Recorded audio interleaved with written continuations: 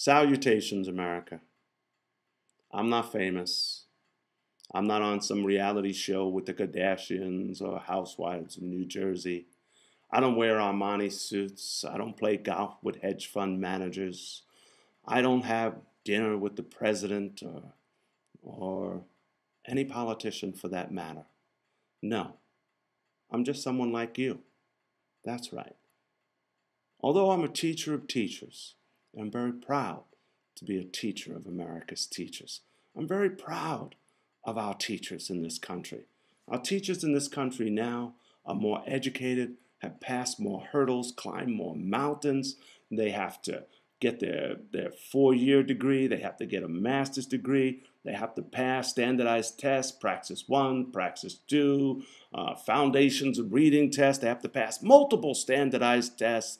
No one becomes a teacher in 4 years anymore. In many cases, it takes 5, 6 years to become a teacher.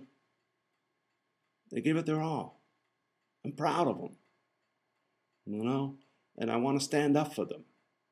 On this Christmas holiday, I want to say happy holidays to every teacher in the land and say thank you from the bottom of my heart. You see, I grew up in extreme poverty. I knew what homelessness was. I knew what it was to live a winter without heat, to have a Thanksgiving without a turkey, to have a Christmas without a tree. Yes, I know those things. And all the time, when we were going through the darkest moments, my mother and I, you know what? My teachers smiled every day. The classrooms were warm and did their best. You see? And they made me what I am. Thank you, thank you, thank you, America's teachers. I love you. Yes. Now, I also want to talk to America about what's going on in Washington, D.C. with the United States Secretary of Education, Arne Duncan. You know, the basketball player, the semi-pro basketball player, the person who was never a teacher, the person who was never a school principal, a vice principal, a dean of discipline at a school. Oh, that's right. He worked in his mother's after-school program as a volunteer or something like that. And Mayor Daley, he decided to make him king of Chicago public schools and made him the CEO of those public schools. And then our president, Barack Obama, decided that he would make him Secretary of Education. Now, his policies is race to the top. Now, I think about that, and I want to go a little old school, because on this one, I want to talk to you, Secretary of Education. Arne, you have to know something about a race. I know it might be hard for you to understand, but in a race, you have first, second, and third place. Those are the only 3 winners. Everyone else in the race is a loser.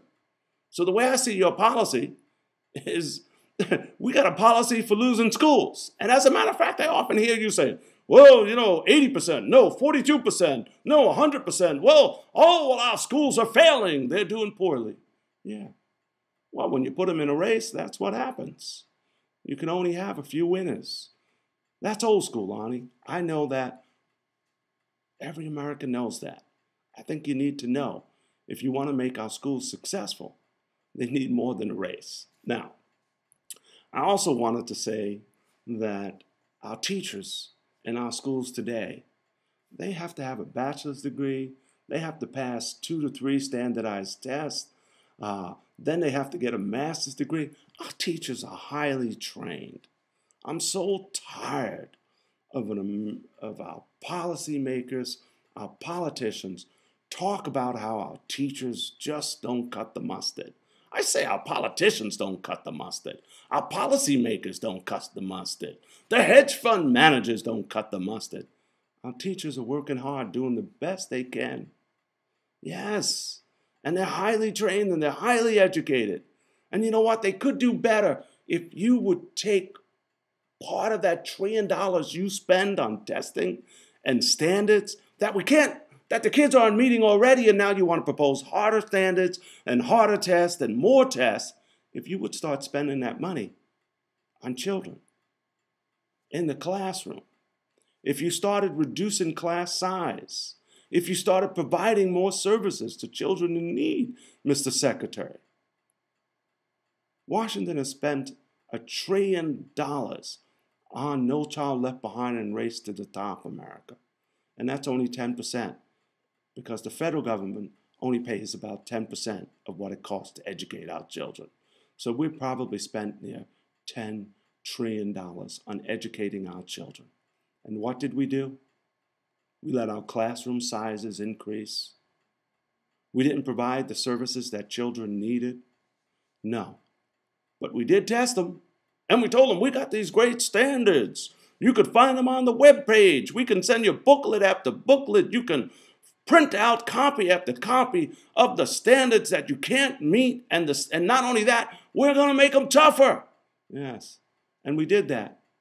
And while we did that, to meet the standards, we decided that we should cut recess out. We should get rid of gym. Hey, many schools that are stressing out over these tests are saying, we got to get rid of history. We got to get rid of science, because all you want to test is reading, writing, and math, and nothing else. Mr. Secretary, you have it wrong. So I'm going to tell you what I'm going to do, America. I'm not only here to say thank you to our teachers. Silence and apathy are not acceptable when it comes to our children. You know what I'm going to do, America? I'm the guy that walked from Connecticut to D.C., lost 50 pounds in 2010 just to protest No Child Left Behind. Yes, I'm that guy. I'm the guy that grabbed a bunch of people, got Matt Damon and 8,000 other people to come to D.C. and say, hey, Mr. Secretary, we don't like this policy. That's right. The Save Our Schools March and Week of Action. I was part of that. I might even been the guy that started the dream that made it happen. But I'm really no one. But you know what? I'm someone who has a deep compassion for our teachers, our local schools, and our students. So you know what? Teachers, children, parents, the national opt-out, the movement to opt out of the test, is holding an Occupy the Department of Education March 30th, 31st, April 1st, and April 2nd in Washington, D.C. You know what I've decided? I decided that the walking man, Dr. Jesse Patrick Turner, is going to join them. That's right, America. It's not the Kardashians. It's not Lady Gaga. It's not Elton John. It's not Tebow. No, or whatever his name is, Tybo. No. It's just a teacher. And this just a teacher is going back to D.C. on April 1st and April 2nd to occupy the DOE. Yeah, I'm coming. You know, America, you tell the Secretary of Education, Arne Duncan, that I float like a butterfly and I sting like a bee. I'm like Muhammad Ali. I shut the light off and I'm in bed before it goes out. That's right. I'm coming to D.C., Arne Duncan. I'm joining to occupy the DOE this spring. And I'm going to stand up. I'm going to say enough is enough. $1 trillion, $10 trillion on more testing, more standards. No. If this were a charity, I say people would go to jail. I'm a man who gives. And when I give to my charities, I always ask the question, how much actually goes to the people in need? And you see, you can't fool us, Mr. Secretary. You can't fool us, Mr. President. You can't fool us, Republican Party. You can't fool us, Democratic Party. You can't fool us, Bill Gates. You can't fool us, Wall Street. No. We're asking how much money actually gets spent in the classroom next to a child. I'm coming, Mr. Secretary. I'm ready to occupy the DOE. God bless you, America. Thank you to America's teachers. I love you from the bottom of my heart. Yes, I do. And parents, you're the best.